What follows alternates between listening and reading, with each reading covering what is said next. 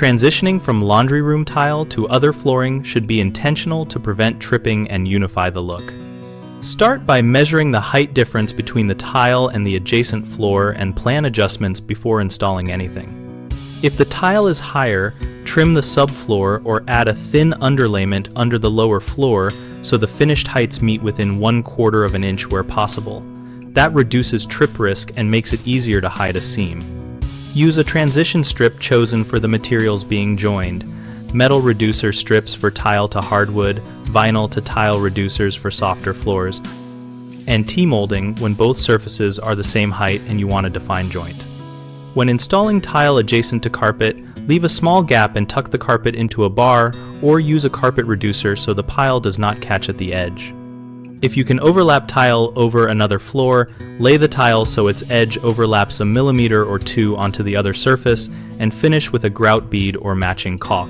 This creates a seamless appearance where appropriate.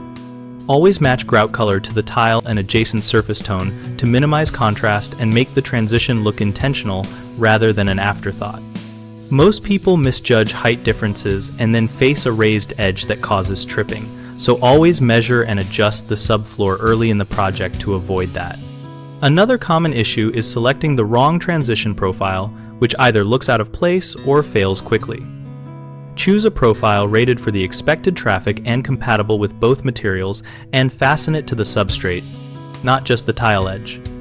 A third frequent problem is noticeable color mismatch at the seam, so bring tiles and samples to the job, test grout and sealant colors on scraps, and prefer staining or custom color matching when off-the-shelf options clash.